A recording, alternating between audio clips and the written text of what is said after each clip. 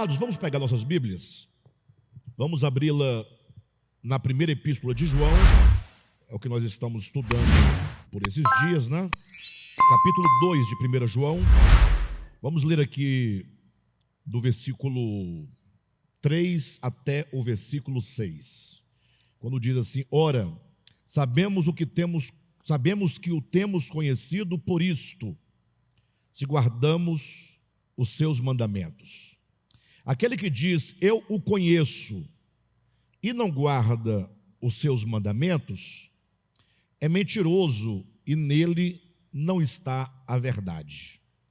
Aquele, entretanto, que guarda a sua palavra, nele verdadeiramente tem sido aperfeiçoado o amor de Deus. Nisto sabemos que estamos nele. Aquele que diz que permanece nele, esse deve também andar assim como ele andou. Amém, queridos? Meus amados, na semana passada nós começamos aqui o capítulo 2 e nós falamos então aqui os versículos 1 e 2, quando o apóstolo João ele fala acerca de que o objetivo desta mensagem é que nós não pequemos. Se todavia nós pecarmos, temos advogado junto ao Pai, Jesus Cristo, o justo, não é? Então, já falamos dessa porção, e hoje queremos aqui abordar, portanto, os versículos 3 ao versículo 6, que fala então de conhecer a Deus, guardar os seus mandamentos, guardar a sua palavra, ter o amor de Cristo aperfeiçoado em si e permanecer nele e andar como ele andou. Já podemos perceber que a epístola de João, ela traz consigo uma preocupação de uma vida cristã autêntica. E nós precisamos sim conversar muito enquanto igreja, lendo a Escritura, refletindo, orando, acerca da vida cristã autêntica. Mas cuidado, aqui cabe uma primeira advertência. Não pense que uma vida cristã autêntica é uma vida destituída de pecado, de erro. Geralmente, quando um grupo cristão, nós temos visto isso na experiência, impõe um tipo de conduta em que não há erro, o primeiro problema é que, para que eles garantam que aquele crente não vai errar, este grupo terá de estabelecer uma cartilha do que pode e do que não pode. Do contrário, eles não teriam como aferir se a pessoa está enquadrada ou não naquele modelo estabelecido. E o primeiro erro, portanto, é estabelecer uma cartilha. Pode ir ao cinema? Aí alguns dizem pode, outros dizem não pode. Aí você vai ali linkando, né? Pode usar barba, não pode usar barba, pode vestir esse tipo de roupa, ou não pode, comer esse tipo de comida, ou não pode, pode dançar, não pode, pode cantar determinado tipo de música, ou não pode. Você vai criando uma lista de moral cristã, de comportamento cristão. Então, já cria-se aqui um problema. E, por outro lado, essa tentativa de manter, ao trazer a palavra à igreja, falando de vida cristã autêntica, tentando falar de uma vida em que não se comete erro algum, isso induz à hipocrisia. Induz à hipocrisia. Então, as pessoas vão ter que manter uma aparência diante das pessoas para que ela esteja enquadrada naquele modelo. Eu digo isso porque o próprio João, nesta epístola, ele diz: filhinhos, essas coisas vos escrevo para que não pequeis. Ou seja, o ideal da vida cristã é uma vida sem erro. É verdade que o Evangelho nos convida à santificação, nos convida à santidade, isso é um fato, não negamos isso. Mas ele diz: se todavia alguém pecar, e aqui faz-se uma distinção quando diz, se todavia alguém pecar, com o que nós veremos depois no capítulo 3, ainda dessa epístola, quando João vai dizer: aquele que vive na prática do pecado. Então, uma coisa é viver na prática do pecado, outra coisa é saber que nós, na nossa caminhada, estamos sujeitos a muitos erros, porque nós estamos dentro de um processo de transformação. A transformação, ela não acontece num estalar de dedos. Infelizmente, o cristianismo, quando ele fala, por exemplo, de justificação pela fé, quando fala de novo nascimento, eles costumam falar de algo acabado, de uma ação divina estanque, concluída. Ora, aquele que nasceu de Deus plenamente, vamos usar essa palavra plenamente, isso necessariamente nos leva a concluir que não há mais nada do velho homem em nós, porque o novo nascimento implica a morte do velho homem. Há dois homens sobre a terra aos olhos de Deus: o velho homem e o novo homem. O novo homem será o homem consumado, o homem que nasce com o próprio Cristo.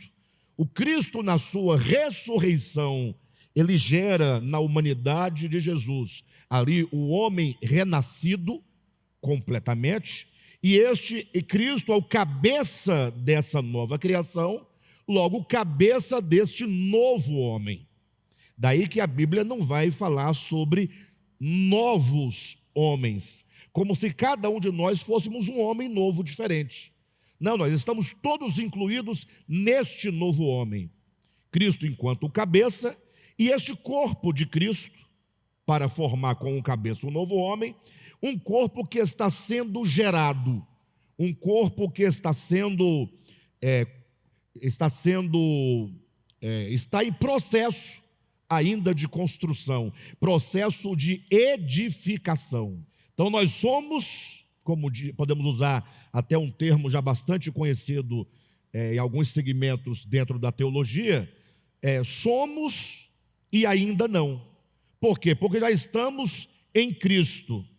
Em Cristo tudo está consumado, mas em nós ainda está acontecendo.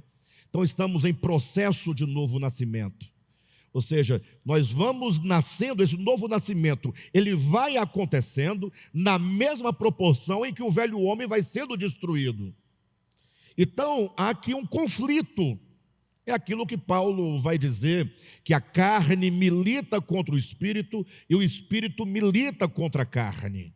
É uma luta, é um paradoxo, é uma experiência barroca, né? E nesse processo, portanto, nós ainda somos tocados pelo pecado. Nós ainda erramos, mas não é por isso que nós nos entregamos. Nós não nos entregamos ao pecado. Nós lutamos contra a carne, por meio do Evangelho, por meio da palavra, por meio do nome do Senhor, por meio da comunhão, por meio da oração. Nós vamos buscando em Deus esse crescimento, esta edificação, esta santificação, até que a justificação nossa, que é o pleno alinhamento da consciência à consciência divina, é o pleno alinhamento da nossa mente à mente divina, é o pleno alinhamento do nosso coração ao coração divino, é a conformação da nossa vontade à vontade divina, e é um processo que nos levará, portanto, a essa justificação. A palavra justificar implica esse ajustamento de ser, o que alguns chamam de justificação orgânica, justificação da vida, né? É uma justificação que Tiago vai dizer que a justificação que Abraão recebeu por ocasião do seu chamamento, que Paulo tanto enfatiza em Romanos 4, ela se consumou, quando então, depois de muita luta, do exercício da fé, de muitas frustrações, mas de muita perseverança, Abraão chega ao auge da entrega completa do seu ser, quando coloca sobre o altar o seu filho Isaque. Então, nós estamos ainda sujeitos ao pecado, mas não vivemos na prática do pecado. Daí que João continua no seu raciocínio do Evangelho, nos dizendo que aquele que diz que conhece a Deus e não guarda os seus mandamentos é mentiroso. Então aqui nós chegamos num ponto muito delicado, exatamente por causa da palavra mandamentos. Acabamos de falar que não devemos estabelecer uma cartilha. E eu quero que vocês me acompanhem agora nesse entendimento. Eu tenho duas coisas importantes para falar para vocês sobre essa questão dos mandamentos. Talvez hoje eu fale a primeira, na semana que vem será feriado, né? Um feriado. Acredito que nós não teremos reunião, né? Mas na próxima reunião eu falarei a segunda perspectiva sobre a questão dos mandamentos. Então, se acabamos de falar que não devemos ter uma cartilha, por que agora João vai dizer aquele que diz que conhece a Deus e não guarda os seus mandamentos é mentiroso? Então, essa palavra mandamento, ela carrega no conjunto da Escritura significados variados. Você não pode pegar a palavra mandamento, como fazem os adventistas, por exemplo, e entender que aqui se trata dos 10 mandamentos, ou que se trata de qualquer outro tipo de mandamento que se encontra na Escritura. De um modo que você vai lá e faça a seleção de todos os mandamentos que você encontrar e forme uma grande cartilha e fala, agora eu vou ter que cumprir esta cartilha de mandamentos. A grande prova, olhe na sua Bíblia, na Escritura, que João, no versículo 3, ele diz, se guardamos os seus mandamentos. No versículo 4, ele torna a dizer, e não guarda os seus mandamentos. Ele usa a palavra mandamento no versículo 3, mandamento no versículo 4, mas no versículo 5, ele vai usar um outro termo para se referir à mesma coisa. Ele diz, aquele, entretanto, que guarda a sua palavra, nele verdadeiramente tem sido aperfeiçoado o amor de Deus. E aqui ele vai falar, portanto, palavra de Deus. Nós temos então a palavra, o termo mandamentos, que corresponde à palavra de Deus.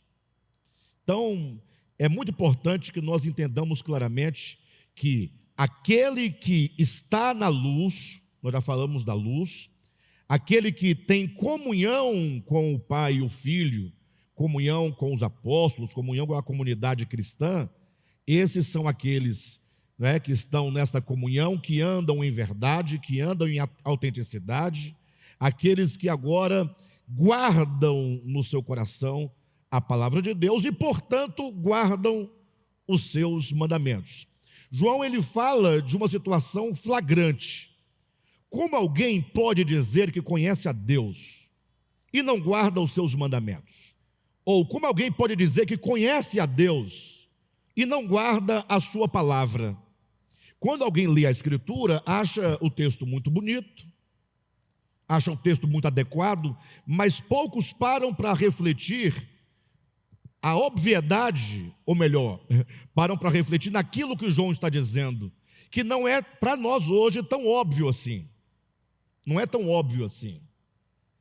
Vale lembrar que com a reforma protestante, quando o tema justificação pela fé foi trazido, Martinho Lutero, sobretudo, ele traz o tema da justificação pela fé numa afirmação como que a seguinte: aquele que crer em Jesus Cristo, perfeito? Aquele que crer em Jesus, na sua pessoa, na sua obra, no seu viver humano, na sua obra de redenção, este está salvo. Está salvo porque ele crê. E isso é verdadeiro. A grande questão não é se o homem é salvo porque ele crer. A grande questão é, será que você, quando faz tal afirmação, você crer de fato? Será que quando você olha para o Cristo de Deus, que é a palavra de Deus, que é a manifestação do Deus invisível, que é a imagem exata do Deus invisível, aquele Deus que não se pode ver, que se mostra na face de Jesus, na vida prática de Jesus, nos ensinamentos de Jesus, será que quando você diz que crer nele, será que estamos fazendo alusão apenas a uma crença dogmática daquilo que se diz sobre ele? Ou você tem uma fé nele? Olha, olhem para Jesus, mas não olhem para Jesus totem, para o Jesus ídolo do cristianismo. Não, olhem para o Jesus, o Cristo de Deus, revelado nos evangelhos, Mateus, Marcos, Lucas e João. Isso é de nos fazer estremecer, porque ele diz: olha, a minha palavra não é minha, a palavra que eu prego é a palavra do Pai. Eu sou enviado do Pai para comunicar a vocês a vontade dele. E aí agora, nos evangelhos, na fala de Jesus, sobretudo, ele vai expor qual é a vontade do Pai, qual é o coração do Pai. E se você começar a ler, portanto, os evangelhos, atentando com paciência, com oração, com sobriedade, para cada palavra de Jesus, você vai observar quão estranhas ou quão estranhos são para nós os ensinos de Jesus. Mas isso não é para você desistir, isso é para nos confrontar. O Evangelho nos confronta. O Evangelho me confronta diariamente. Afinal, confronta cada um de nós, porque estamos dentro do processo. Mas esse confronto, ele é positivo, né? À medida em que você, ao ouvir, e você perceber o contraste entre o que é Cristo e o que você é na sua vida cotidiana, quando você olha para o falar de Cristo e você verifica o seu viver cotidiano, que gera o contraste, gera o conflito, você então agora buscar em Deus em oração. Que o Espírito Santo faça agora valer aquela palavra na sua vida. Que o Espírito Santo, ele venha selar aquela palavra na sua vida. Que o Espírito Santo venha trabalhar aquela palavra no seu coração, na sua mente, na sua consciência. É uma busca constante, né? É a perseverança. É Cristo sendo formado em nós aos poucos. Então, quando você olha para o Cristo de Deus, e você começa a ouvir o seu falar, você precisa refletir de maneira muito sóbria. E eu vou te falar o que significa você ouvir de maneira muito sóbria. Jesus, ele fala o seguinte, presta atenção. Lá no contexto em que Jesus está chamando para si discípulos, está falando sobre o discipulado, está falando sobre seguir a Jesus. E olha que quando Jesus estava na terra, ele tinha os seus discípulos, mas também tinha a multidão. Quem era a multidão? Ora, eram aquelas pessoas que não necessariamente criam nele, mas que caminhava com ele por causa dos benefícios que o seu ministério trazia, o pão multiplicado, os peixes multiplicados, a cura de um cego, a cura de um paralítico, alguma coisa que eles podiam ali usufruir imediatamente das obras de Cristo, mas não necessariamente crer nele. Então Jesus falando sobre aquele que é chamado para segui-lo. Você pode perguntar para qualquer cristão, você segue a Jesus? Todos dirão que segue. Mas Jesus, num dado momento, chamando-os à sobriedade, disse: qual é o homem que indo para uma guerra, ele vai guerrear, ele vai batalhar contra um outro reino? Isso é uma metáfora, uma parábola, para você, a partir da parábola, pensar o seu chamamento, pensar o discipulado, pensar o seguir a Jesus. Jesus fala, qual é o homem que indo a uma guerra, qual é o rei que indo guerrear contra um outro povo, uma outra nação, ele primeiramente não faz os cálculos. Isso não é chamar a sobriedade? Não seja temeroso, não venha com temeridade, essa coragem, não, bobagem. Você tem que parar e pensar com sabedoria, com entendimento. Será que a quantidade de soldados que eu tenho é suficiente para enfrentar aquele que vem com tantos soldados do outro lado? Para não acontecer, disse Jesus, que estando você no meio do caminho, quando você vira então a quantidade de exército que vem contra você, você não ficar desesperado, se acovardar e constrangido e envergonhado, ser obrigado a levantar uma bandeira de paz e não, me desculpe, foi só um equívoco. Jesus fala, não passe essa vergonha, seja sábio. Jesus está falando sobre o discipulado.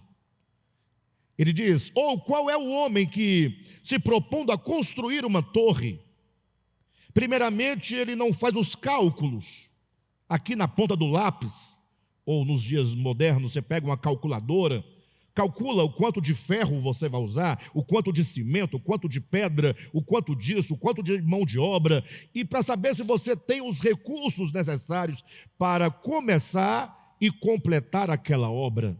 Isso são palavras de Jesus, falando que assim também é o discipulado. Seguir a Jesus é uma decisão.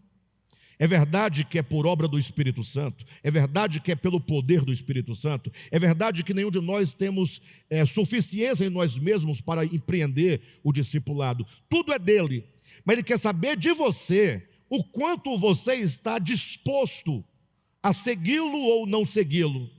Eu sei que quando se fala assim, gera uma discussão no meio cristão, do tipo Armínio Calvino, por exemplo, ou do tipo, o homem é justificado por fé ou é por obras. Essas discussões surgem, mas surgem porque os leitores da Bíblia não a leem devidamente. Eu faria um desafio para todos vocês, eu já fiz para mim, e eu confesso que o fiz recentemente, e eu confesso que eu me surpreendi com muita coisa. Leia a Bíblia como se a Bíblia fosse apenas os 4 evangelhos. Leia somente os 4 evangelhos. Não leia mais nada. Leia Mateus, leia somente Marcos, somente Lucas e somente João. E ali estará a doutrina do Cristo de Deus. Em todo momento ele desafia a segui-lo. Em todo momento ele nos desafia a renunciar. A todo momento ele nos chama ao arrependimento. A todo momento ele nos ordena perdoar, nos ordena acolher. As palavras de Jesus são claras, elas não são teológicas, elas não são morais. É um convite a segui-lo, porque ele é o modelo. Ele é o modelo quanto ao seu viver humano. A vida humana de Jesus era exatamente aquilo que ele ensinava. É o modelo enquanto a mensagem que ele pregou, que se torna um modelo para o nosso viver. Logo, então, quando nós ouvimos o Cristo de Deus, ele vai deixar ali a palavra de Deus, a sua palavra. E quando você então ouve, é o que João está dizendo, como você pode dizer que é um seguidor, aqui ele diz, se alguém diz que o conhece e não guarda os seus mandamentos, é mentiroso, ele é taxativo. Mas poderíamos dizer numa outra linguagem, com outros termos, a mesma coisa. Como você pode dizer que é discípulo de Cristo? E você acredita exatamente no contrário do que ele ensinou? Como pode? Eu vi recentemente um debate, e eu quero pedir em nome de Jesus, aos irmãos de casa, aos irmãos daqui de dentro, eu estou falando aqui o Evangelho, tá, amados? O Evangelho. E eu abro um parêntese para deixar muito claramente que eu, Alexandre Rodrigues, não tenho posição política nenhuma. Eu não sou de esquerda e eu não sou de direita. E que isso fique claro para vocês, porque eu me pronunciando deste modo, eu tenho liberdade para falar o que eu quiser, no sentido de, desde que a minha fala esteja de acordo com o Evangelho, para que ninguém confunda as coisas, porque logo alguém vai dizer, isso está me cheirando ser, aí quer apontar para um lado. Nós somos do reino de Deus.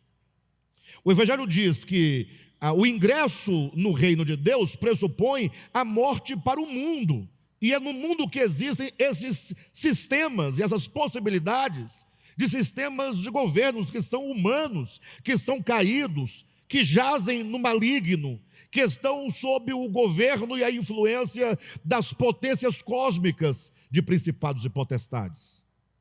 Logo, nós respondemos como Cristo: meu reino não é deste mundo. Lógico, nos submetemos às leis dos homens, obedecemos às leis dos homens até o ponto que elas não nos obriguem a desobedecer à ordem de Deus, a lei de Deus, os mandamentos de Deus, a palavra de Deus. Cumprimos com o nosso dever de cidadania. Estamos num ano muito sensível, espiritualmente falando, aqui no Brasil. Os últimos 3 anos foram anos difíceis para a igreja do Senhor na terra, porque a igreja, ela se profanou e se maculou com este mundo. Um cristão legítimo, no mínimo, ele precisa se quebrantar diante do Senhor e confessar a verdade de que aquele que se propõe a seguir a Cristo tem a sua cidadania celestial. Se você não faz isso, você nega a natureza da obra de Cristo, você nega a morte de Cristo, você nega a ressurreição de Cristo, você nega todas as implicações que a encarnação, vida, morte e ressurreição de Cristo tem em sua vida, todas as implicações do Evangelho.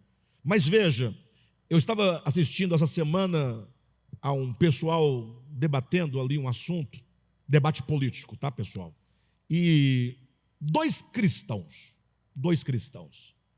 e daí conversa vai, conversa vem, um defendia uma coisa, outro defendia outra, e eu observando, onde é que entra aqui uma palavra de conciliação entre dois irmãos?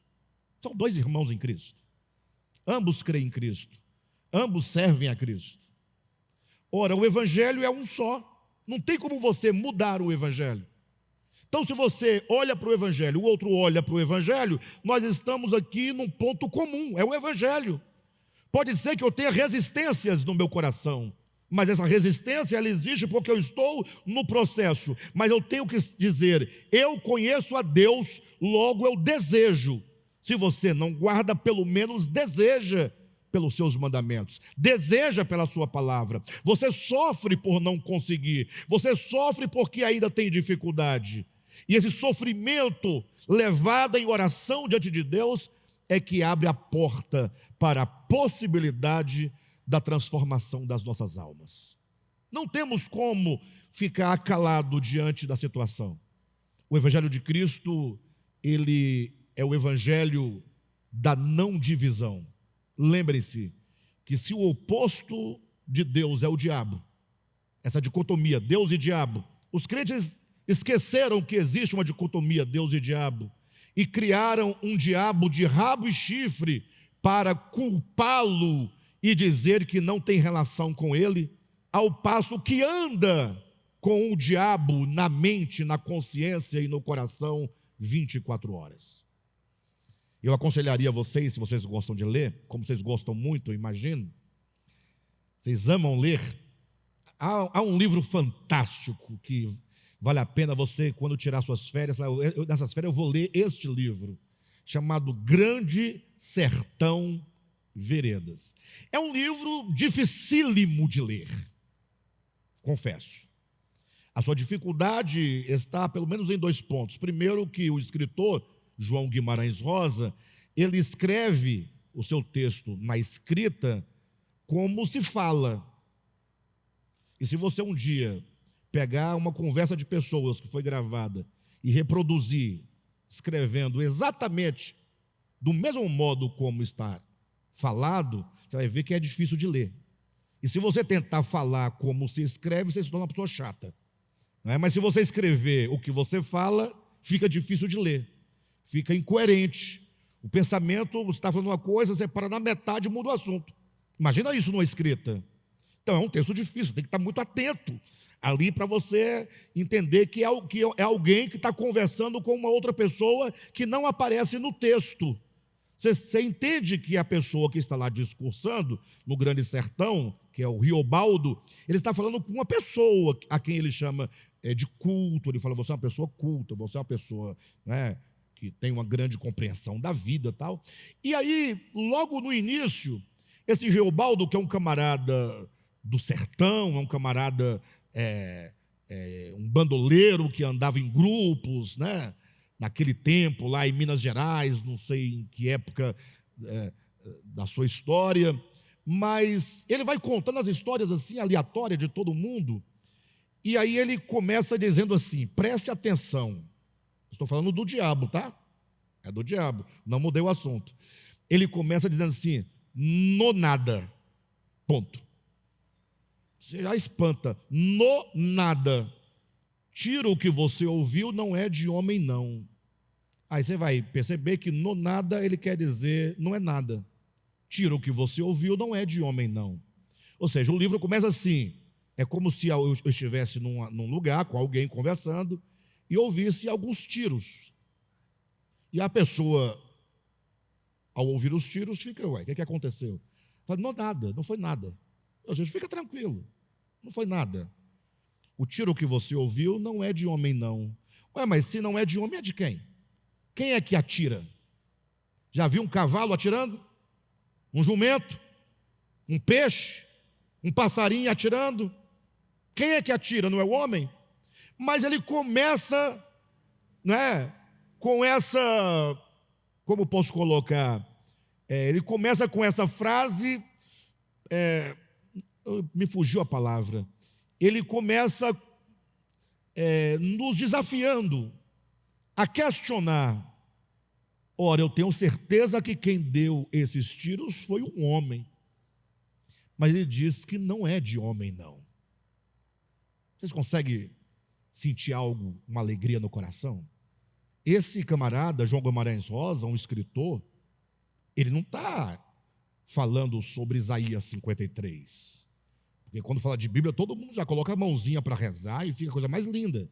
Coisa bonita é reunião de igreja. Todo mundo bem penteadinho, cantando glória, aleluia, Deus é grande e tal.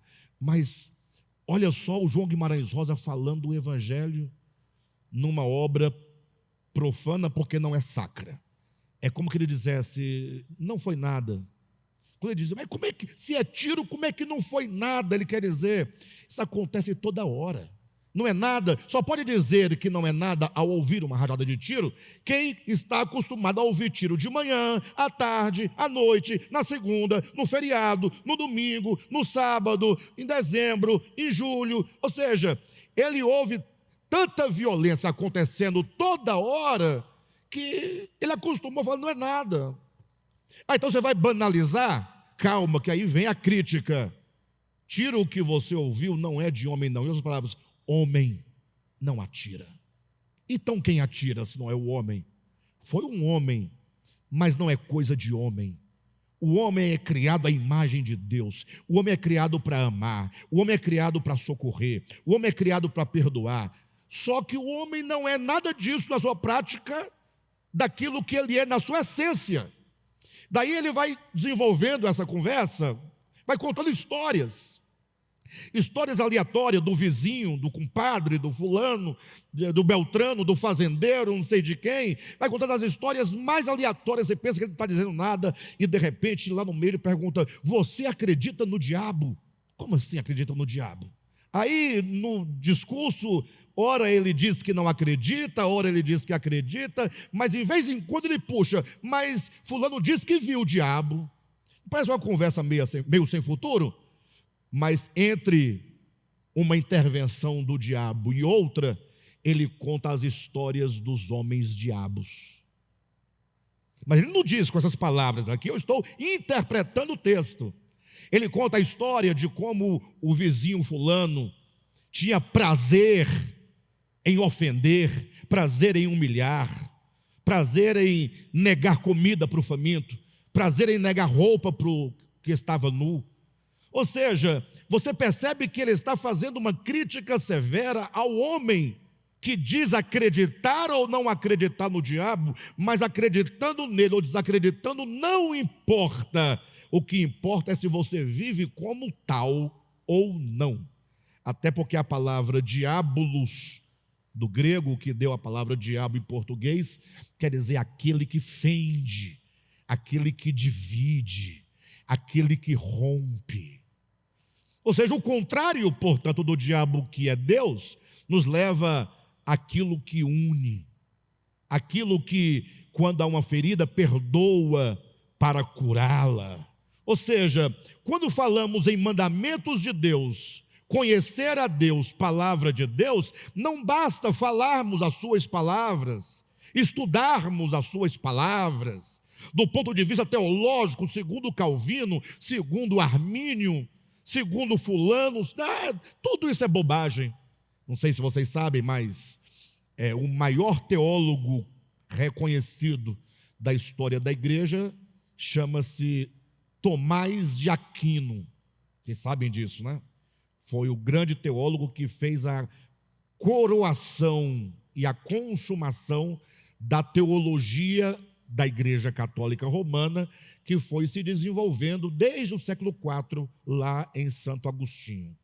Então, Agostinho de Hipona começa a produção teológica da igreja, e quem vai fazer o desfecho, praticamente 8 séculos, mais ou menos, depois, 4º século para o século XII, mais ou menos isso, vai ser o Tomás de Aquino, Santo Tomás de Aquino. E ele escreveu uma obra densa, uma obra enorme, né? O principal escrito dele é a Suma Teológica. Suma Teológica.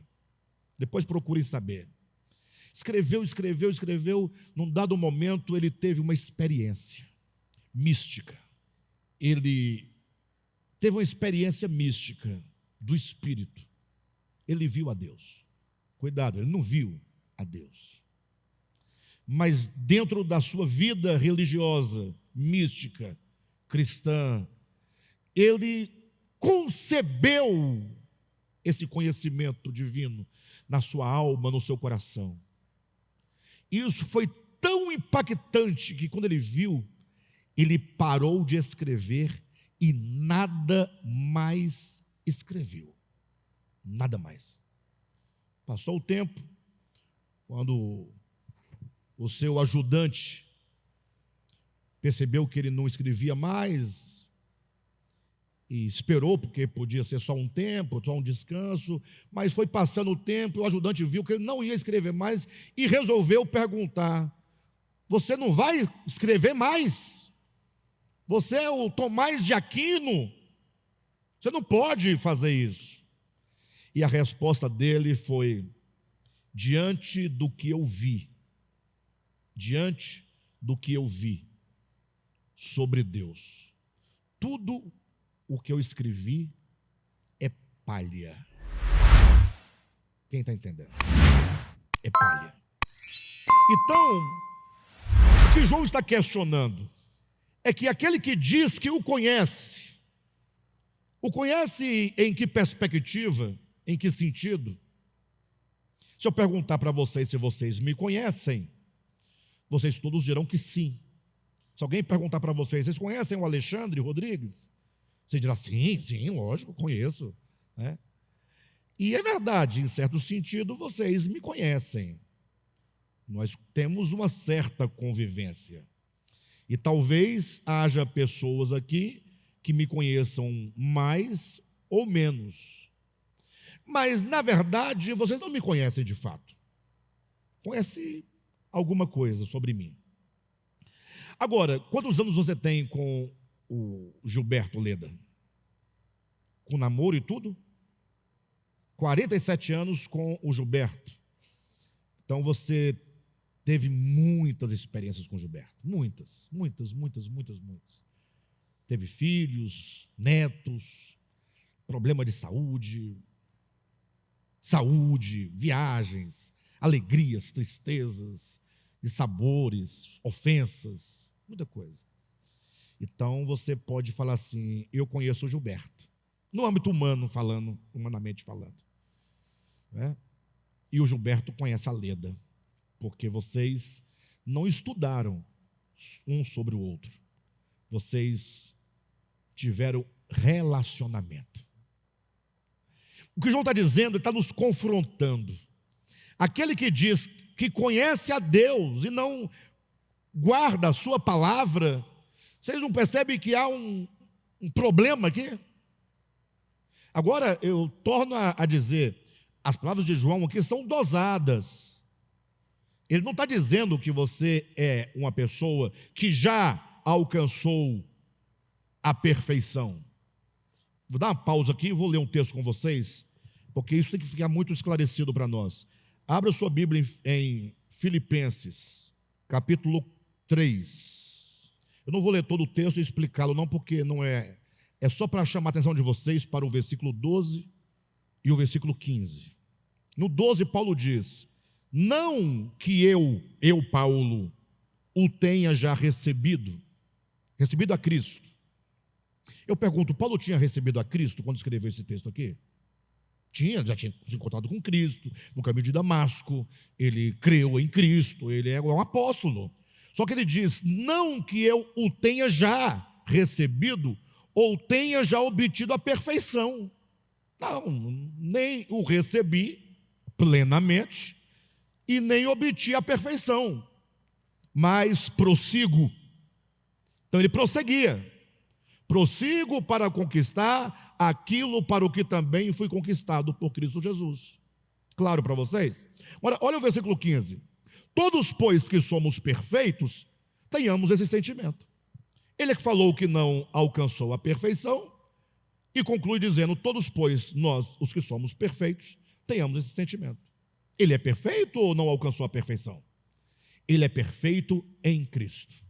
Agora, estando eu em Cristo, eu estou salvo, eu estou justificado, eu estou glorificado, conforme Romanos capítulo 8, versículo 30. Mas em mim mesmo eu estou no processo para alcançar aquilo para o qual eu também fui conquistado por Cristo Jesus. Ou seja, Cristo Jesus me conquistou para eu conquistar aquilo para o qual também fui conquistado por Cristo Jesus. Jesus nos conquistou para conquistarmos.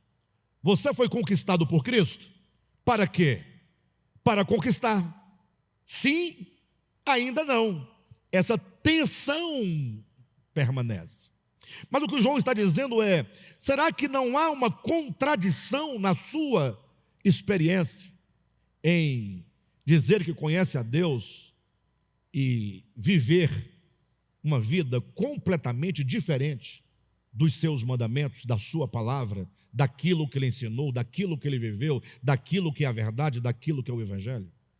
Essa é a grande questão, é a grande indagação, é a mesma indagação de Tiago, quando diz, aquele que diz que tem fé e não tem obras.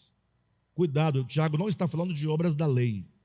Quer dizer, aquele que diz que tem fé, porém, essa fé que você diz que tem, não é suficiente, não tem potência de produzir resultados que correspondam a essa fé, de produzir frutos.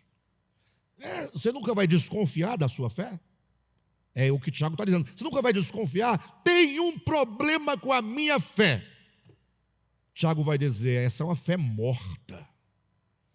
Esse nosso discurso, queridos, aqui, nada tem a ver com Armínio e Calvino, tá? Essa discussão Armínio e Calvino, deixa para eles lá. Nós estamos falando do Evangelho de Jesus Cristo, que não passa por essas discussões dicotômicas e excludentes. Tá bom? Jamais estaria eu dizendo aqui para vocês, jamais, que devamos fazer para provar que o conhecemos. Se você tentar fazer para provar que o conhece, você não conseguirá. Porque a única maneira de nós conseguirmos isso é por meio disso aqui, olha. 1 João, capítulo 2, versículo 3. Ora, sabemos que o temos conhecido por isto, se guardamos os seus mandamentos. Aquele que diz eu o conheço e não guarda os seus mandamentos é mentiroso, e nele não está a verdade. Aquele, entretanto, que guarda a sua palavra, nele, nesta pessoa que guarda, verdadeiramente, não é mentira, não é fingimento, não é uma vaidade religiosa, não é hipocrisia, nele verdadeiramente tem sido aperfeiçoado o amor de Deus. Então aqui linka-se os mandamentos de Deus ao amor de Deus. O amor de Deus aperfeiçoado em nós é que nos leva a guardar os seus mandamentos. Ou seja, a fonte divina em nós, de onde procede todo o viver de acordo os seus mandamentos, a sua palavra, é o amor de Deus aperfeiçoado em nós. Em outras palavras, é o amor de Deus. É conhecer a Deus, é conhecer o amor de Deus. O amor é a fonte da obediência. O amor é a fonte da submissão. Submissão é uma palavra muito perigosa nos dias de hoje, né? Perigosa, da briga, né? Politicamente, o tal do politicamente correto, mas no Evangelho tem obediência, tem submissão, ou seja, o amor de Deus, uma vez aperfeiçoado no nosso coração, é que nos capacitará. Daí eu quero encerrar essa noite, essa nossa reflexão, falando algo para fechar essa ideia do amor, enquanto essa fonte de onde procede toda a obediência aos mandamentos de Deus. O próprio João vai afirmar um pouco mais à frente, dizendo: ora, os seus mandamentos não são penosos. Mas só nós aqui, falar a verdade, ninguém está ouvindo, a não ser a gente aqui dentro. Os mandamentos de Deus são penosos, não são? Mas João diz: os mandamentos de Deus não são penosos. Bem, ou ele está certo ou nós estamos certos. E isso denuncia muita coisa. Você fala, puxa, vamos pegar só um detalhe aqui das palavras de Cristo, né? Jesus falando que devemos perdoar o nosso irmão, o tema do perdão é maravilhoso, e Pedro, todo generoso, já se achava totalmente transformado, totalmente imerso, absorvido por Deus, pelo reino de Deus. Falou: Senhor, quantas vezes nós devemos perdoar o nosso irmão? Olha a bondade de Pedro. A gente fala mal de Pedro, mas Pedro foi melhor do que nós. Ele disse: será que 7 vezes? E salvo engano, esse texto, quando se encontra em Marcos, lá diz 7 vezes ao dia. Se eu perdoar a Leda 7 vezes por dia, eu sou um herói. A primeira vez eu vou ver se eu perdoo. A segunda vez eu vou perguntar: está me achando um cara de otário, de palhaço? Hein, Leda? Você está achando que eu sou palhaço, Leda? A terceira vez você espera que eu... Não é assim? Pedro falou 7 vezes. Jesus fala: não, Pedro.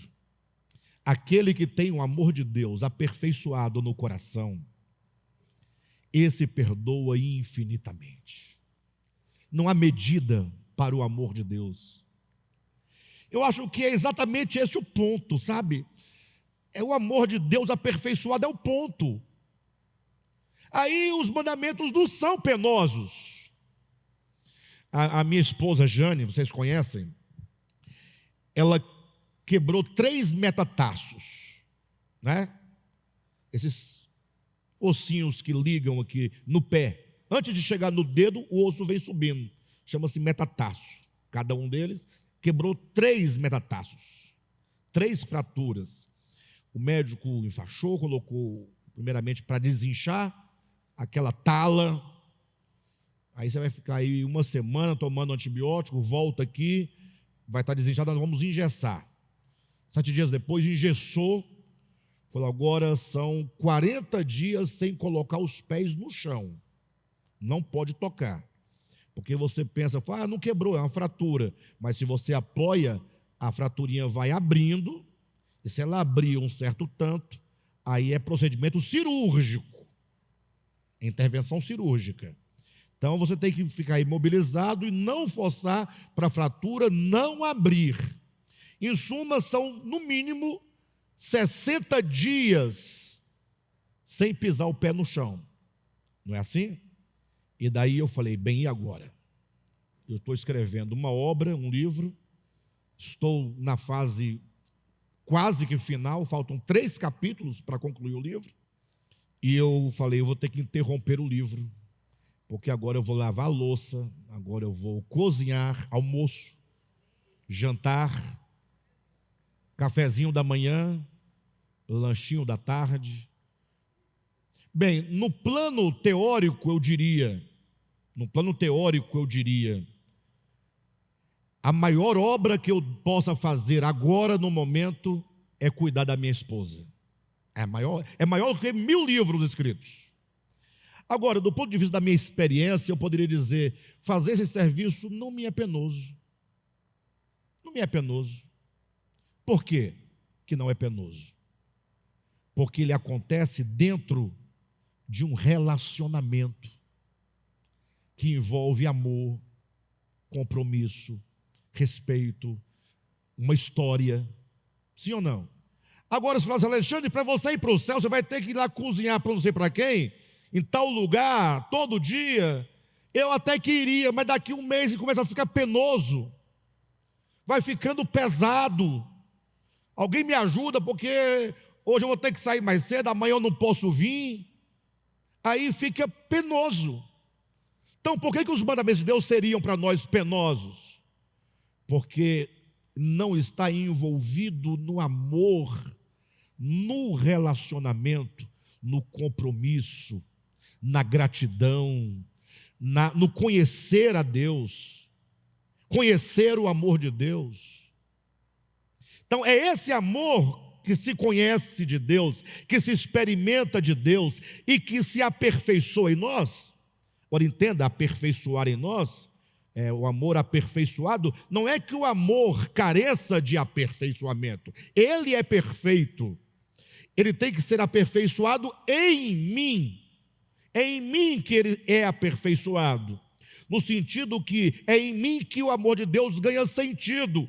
O amor de Deus não ganha sentido na prédica, na pregação, no estudo bíblico, no seminário, na faculdade teológica, nos livros escritos.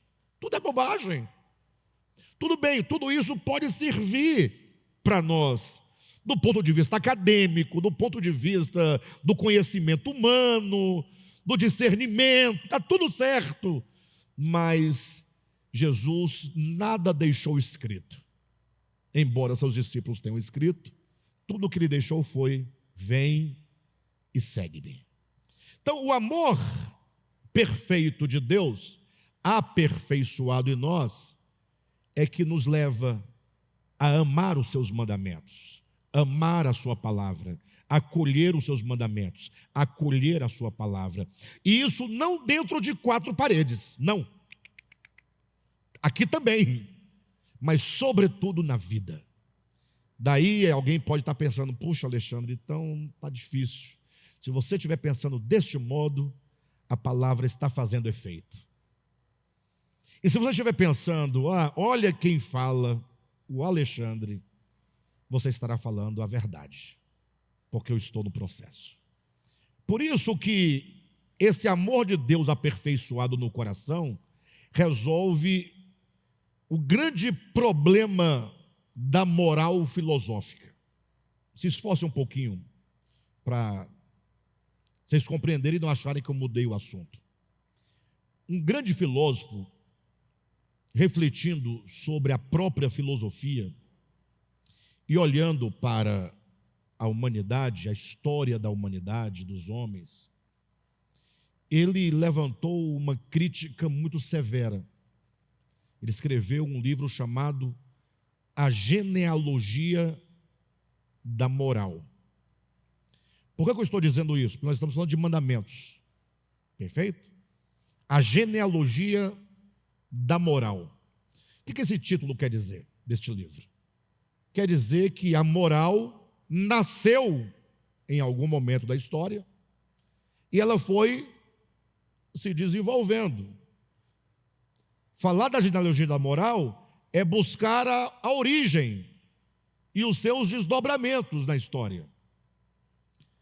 É como falar de uma árvore genealógica. Construir a árvore genealógica do Alexandre.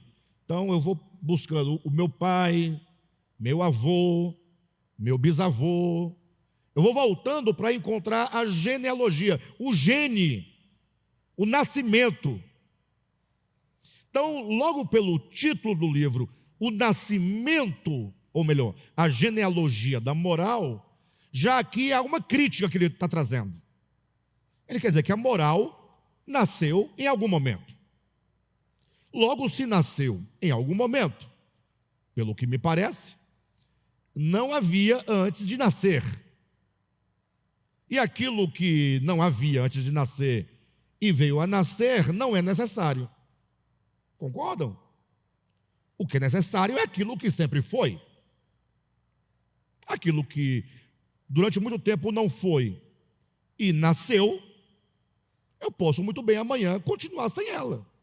Porque antes eu já vivia sem ela. Essa é a ideia. Mas daí ele vai dizer que a moral nasce na história humana dentro de um conflito entre duas categorias de pessoas. Preste atenção. Entre os fortes e os fracos. Imagine só, vamos pensar em animais, vamos colocar 10 gorilas. 10 gorilas. Os 10 não são iguais, tem um mais forte que o outro, tem um mais jovem que o outro, tem um mais velho que o outro, tem um que perdeu as presas, tem um que está doente, tem um que está lá, está no auge da sua potência. Então a tendência entre esses animais, esses gorilas, é que os mais fortes subjuguem os mais fracos.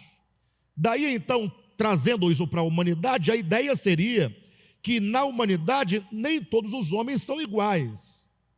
Daí surgirem as castas, falando genericamente, a aristocracia e o povo comum, a plebe, a nobreza e a plebe.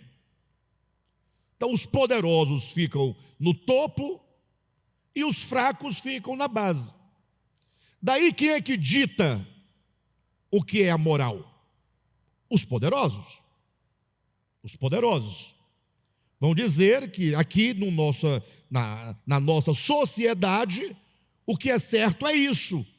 Daí surgirão as leis, que são eles que fazem, não somos nós que fazemos, tal. Só que os fragilizados na base se veem impotentes de lutar, porque não tem como lutar. E isso é a genealogia da moral, não sou eu que estou dizendo. Eu quero chegar no amor de Deus aperfeiçoado no coração. Perfeito, pessoal? Daí essa turma aqui de baixo, enfraquecida, fragilizada, impotente, vê que não tem o que fazer, é desgraçado mesmo, é miserável mesmo. Só que eles não podem se render assim. Aí eles criam a moral dos fracos. Vamos sofrer aqui na terra para ganhar a vida eterna. Olha o tamanho da crítica que Nietzsche está trazendo sobre a moral. Ele vai dizer que a religião é uma moral criada pelos homens para parecerem fortes. Daí agora essa moral religiosa vai ditar o que é o certo e o que é o errado, o que é bom, o que é ruim, o que é o bem, o que é o mal, o que é Deus, o que é o diabo, o que é a verdade, o que é a mentira. E eu, há um tempo atrás, pensando sobre isso, eu falei, rapaz, faz sentido. E por que faz sentido? Bem, vamos colocar as coisas em ordem. Agora quem fala é o Alexandre, agora é o meu pensamento. Primeira questão, eu discordei que a moral nasce. Moral não nasce em nenhum lugar específico da história. A moral, sim, ela muda, ela altera de tempo em tempo, de lugar em lugar. Cada sociedade, num determinado tempo, chama de moral o que eles chamam de moral. Talvez o que é moral para aquela civilização não é moral para nós aqui. Tem o problema do amoral, moral e imoral. O que para nós pode ser normal, numa outra civilização, num outro povo, pode ser imoral. Mas o fato é que verdade e mentira, certo e errado, luz e trevas, bem e mal, não pode ser uma invenção humana. Não pode ser algo, mas quem inventou? Não, ninguém inventou. Você nunca vai ver um cavalo, um macaco, uma onça, com conceito de moral. Nunca. O leão vai lá, vê uma gazela passando, ele vai lá, come a gazela e vem para casa e não fica pensando, puxa, será que eu agi corretamente? Será que eu agi corretamente em ter devorado o meu semelhante? Aí o outro leão, não, a gazela não é seu semelhante. Seu semelhante são os leões. O semelhante delas são as gazelas. Tentando justo. Não, não tem isso. Ele come e não tem problema de consciência. Porque os animais são destituídos de uma faculdade de juízo, uma faculdade de critério, de julgamento, de deliberação. O homem, porque tem inato em si a faculdade da consciência, criada por Deus, ele vai deliberar, ele vai exercer o juízo, ele vai falar do certo e do errado. São conceitos que nascem, brotam num dado momento da história humana, mas não nascem de um capricho e nem nascem do nada. São o florescer da consciência humana. É inato, é ontológico, faz parte do ser. O homem jamais poderia prescindir do juízo, porque ao prescindir do juízo, ele já estaria exercendo o juízo contra o juízo.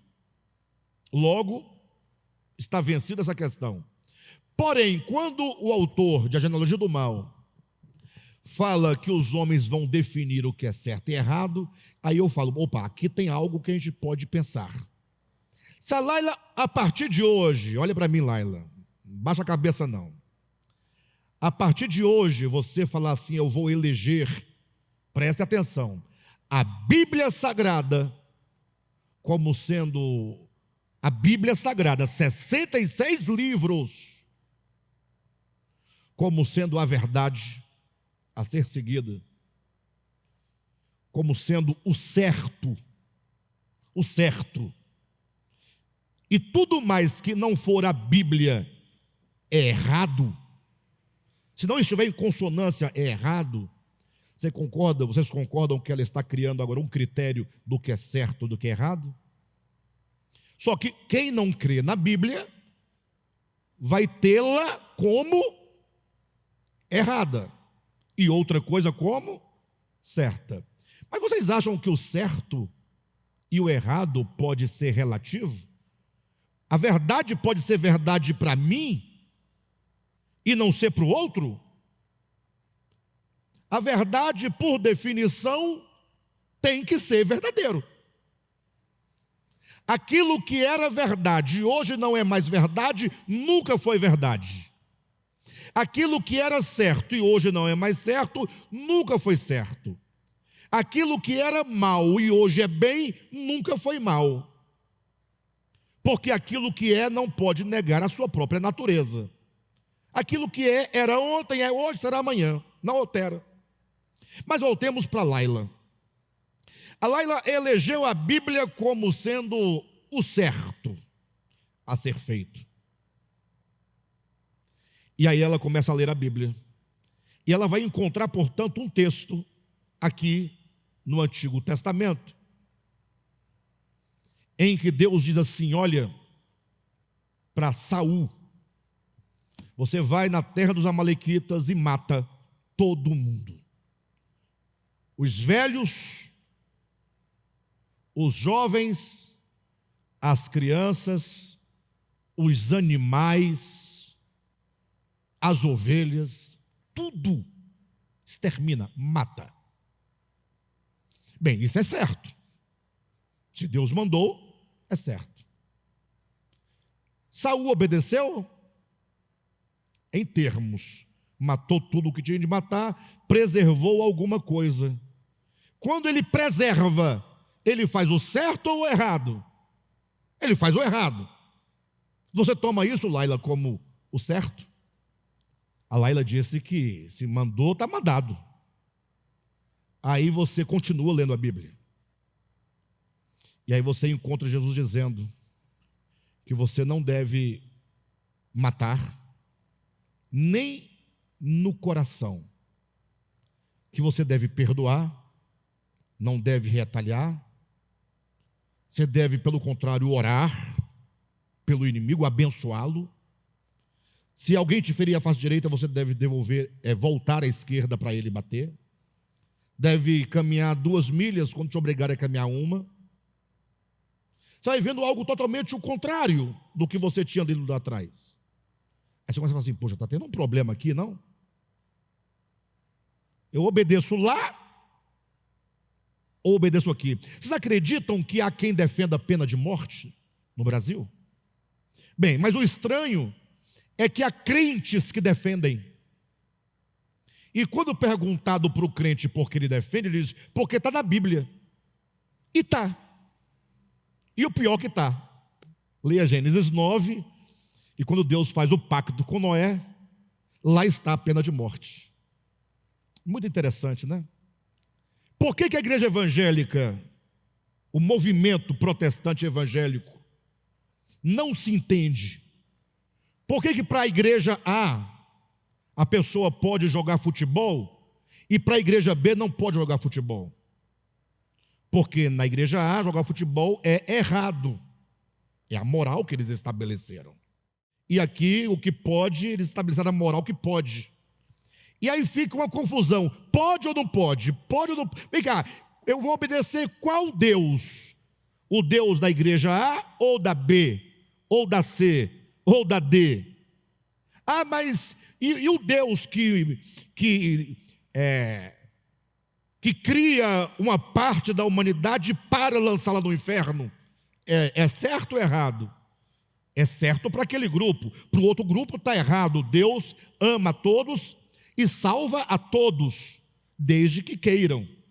O outro, não. Aí cada um tem o seu. Aí você vai ficando assim: puxa, para um pouco, tem muito barulho, muitas vozes. Eu preciso de um padrão. Eu tenho que saber como agir. Você vai ficando louco se você for. Porque se você for pegar a Bíblia para extrair mandamentos, você vai ficar louco. A mulher de um camarada viu o camarada brigando com o outro. O outro era mais forte do que o seu marido. Perfeito? O outro iria matar o seu marido. A mulher, no seu instinto de mulher, de esposa, falou: tem que defender meu marido. Eu vou entrar na briga. Mas você é doida? Olha, o cara é um monstro. Se ele vai matar seu marido, vai te matar também. Ele falou: não, eu tenho uma estratégia, eu sei pegar num lugar dele, que se eu torcer, ele vira uma menininha. Ela é sabida. Não, está na Bíblia, viu? Vocês estão rindo, mas está na Bíblia. Está na Bíblia, mandamento. Mandamento. A mulher vai lá, o homem está numa posição para esmurrar o outro, de coisa ela vai lá e tosse. O homem grita e tal. Aí chegam mais pessoas, separa a briga, está tudo resolvido. Não, não está tudo resolvido. Diz o mandamento: você tocou na parte sensível do homem. E o que fazer diante disso? Aí vem um mandamento: corta a mão da mulher. Mandamento. Uns não comem carne de porco, Tem uns que guardam o sábado, outros querem usar o véu, os outros não bebem bebida alcoólica de nenhuma natureza, há outros que não podem usar barba, e assim cada um estabelece os mandamentos que querem, a sua moral. E aí a gente fala, e agora, o que fazer diante disso? O que fazer diante disso? E aí nós encerramos lendo 1 João, capítulo 2, versículos 5 e 6. Aquele, entretanto, que guarda a sua palavra, nele verdadeiramente tem sido aperfeiçoado o amor de Deus. Nisto sabemos que estamos nele. Aquele que diz que permanece nele, esse deve também andar como ele andou. Então veja, diante do termo mandamentos e palavra de Deus, onde está aqui o ponto em que eu terei plena compreensão de que eu estou vivendo, andando segundo o próprio Jesus, conforme ele andou? Quando o amor se aperfeiçoa no coração. Esse amor é a fonte de toda obediência. Quem ama a Deus, ama o seu irmão. Daqui para frente, João vai trabalhar esse tema: amar a Deus, amar o irmão, amar o próximo, amar o semelhante. Ele vai trabalhar muito esse ponto.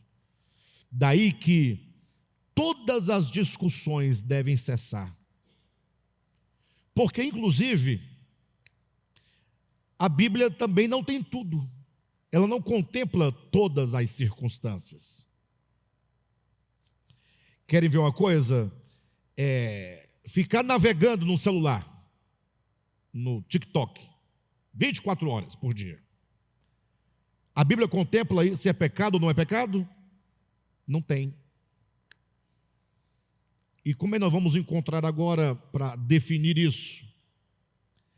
E aí tudo se resume na seguinte sentença: tudo e qualquer coisa, qualquer palavra, qualquer gesto, qualquer procedimento, qualquer comportamento que procede do amor,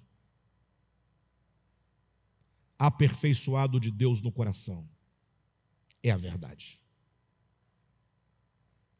E tudo e qualquer coisa que não procede do amor de Deus, aperfeiçoado no coração, é errado.